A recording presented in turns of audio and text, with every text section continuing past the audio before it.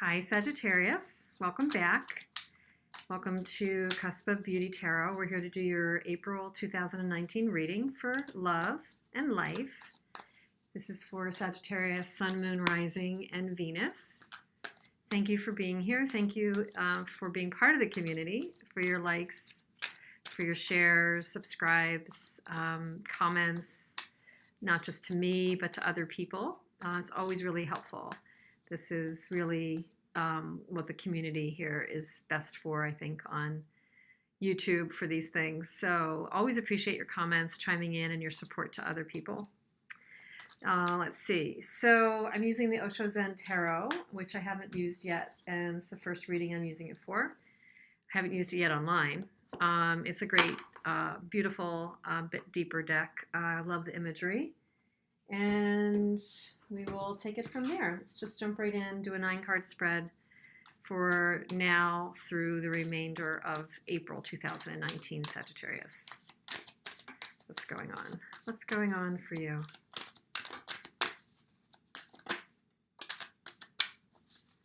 Interesting. It's the first card that Capricorn got. Wow. Sorry, you might hear a dog barking. So, energies from the past for you, Sagittarius, definitely could be that you are, what I'm hearing is that, or feeling too, is that you are somehow raising your standards, that you are wanting so much more.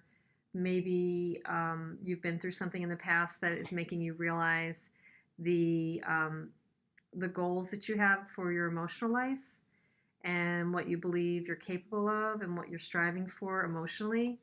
This is like the 10 of Cups, the Harmony card. You're definitely got harmony on your mind, maybe moving out of a period where there was some chaos in the emotional realm or chaos in relationships.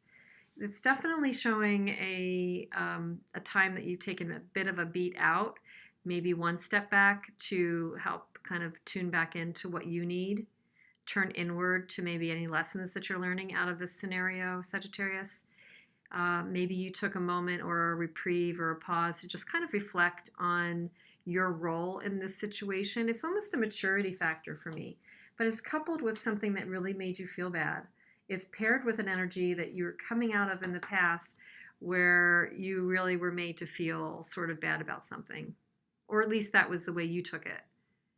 Maybe it was a relationship that didn't turn out the way you'd hoped. And again, you're recalibrating what you're looking for in love, what you're looking for emotionally. So that's good news. This is in your past. Doesn't mean it goes. This does not go away overnight. This is like the 3 of Swords in the Rider-Waite, but it's specifically named here as isolation. It's a very strong emotional energy that definitely did wound at some point. But it looks like you're getting again some sense, I think, of maturity around this and distance from it. And you're definitely setting your sights higher on what you deserve and what you're aiming for emotionally. You want the relationship. You want the commitment, maybe, in many respects for some of you. And you're tapping into, what was my role in this? What can my role in the future be? Kind of a bit of the why has it turned out this way? That's all in your recent past. Let's see. Okay. So in the current, again, I think there's the tapping into the void. There's tapping into the presence. There's tapping into the space between actions, space between thoughts. You know, to me, that also can be you're very aware of your presence in between stimulus and response, that void between things happening to you and you're having to react to something. So kind of slipping into the void is actually a really good place to be. It's a statement that you can find harmony actually in the void, that maybe you don't feel like you have to be busy doing, performing, pleasing yourself, pleasing others. There's an energy that's not quite as calm with that, though. There's an energy that's more sharp and sharp edged and blunt and maybe not as kind. And that I don't think that that's you. I think that you're holding the memory of something that caused the fighting, or something that caused fighting within you. But I really think it's something that caused tumult and chaos and didn't register really well with you. Probably could be that there was somebody that really just didn't really deal with you well, and maybe did not deal with you with care. Of course, there's a possibility that this was an air sign, a Gemini, Libra, or Aquarius, although it didn't need to be. But there definitely was an edginess that you're still holding some energy on, and yet I think you're willing to explore and know there's more out for you there. There's definitely a knowing that I think some of this hurt has spurred in you, that there's more for you to create. There's more you can focus on. There's a moving into something kind of exciting that can be there for you. So you're kind of on that precipice of what could be there for me. How can I move away from holding on to any of the residual energy from somebody who was negative or hurtful, or maybe didn't even mean to be, but it's just not someone who jives with you. I don't think it's someone who jives with you. And I think that you might be carrying residual from that last relationship that was recent, or dealing with that emotional upheaval.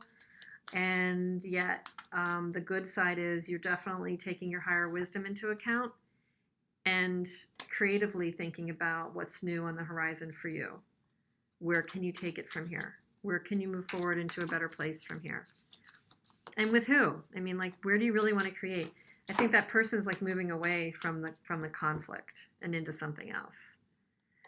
Well, it's not going away so fast. It could be something that you're mulling over a lot in your mind. This particular hurt has done you a bit for a loop.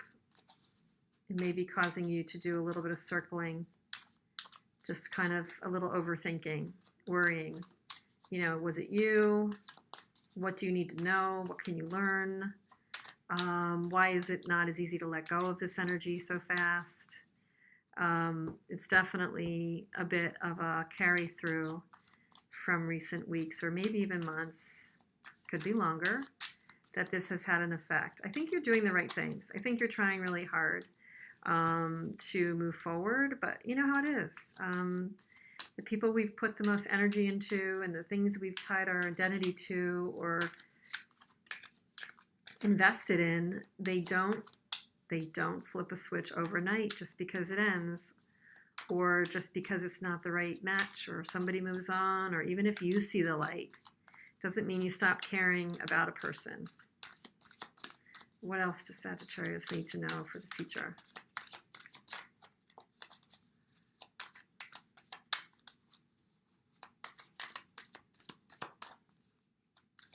What can you tell my Sagittarians for the future? Okay. Maybe for many of you, you're putting yourselves back to the day-to-day, to move forward, to produce, to work hard, to see fruitfulness in your work environment, or just day-to-day. If you're not working, it's your family. It's your chores. It's what you do to produce each day. Head down, work. It's very therapeutic to throw yourself into the task and work. And that's probably helping many of you right now. And guess what? Showing patience, showing investment. This is very interesting because it's the 8 of discs and then the 7 of discs. So this idea of putting one foot in front of the other and working and doing and producing, and yet having some patience, planting seeds where you want to plant them. Where can you plant the seeds where they'll be abundant? So you are landing on a very abundant note here, Sagittarius, and it's coming out of a very challenging time, at least for many of you who are here watching.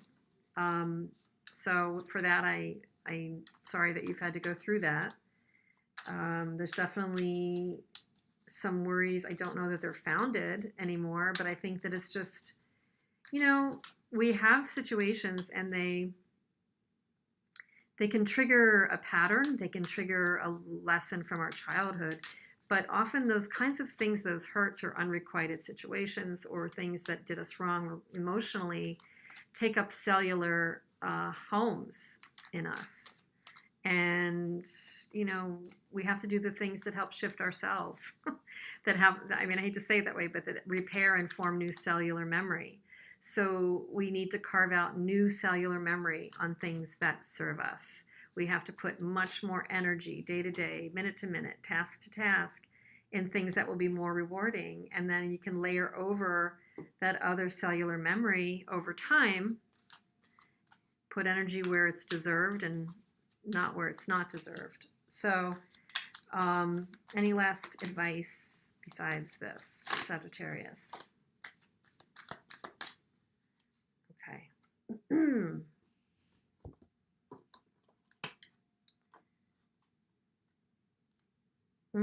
Interesting. Clinging to the past, which would be like the Five of Cups. Like, where are you really looking at what hurt you, what did you wrong, and not noticing that there's still beauty. Look at all the colors in here. There's still beauty that's literally almost in the face of this person.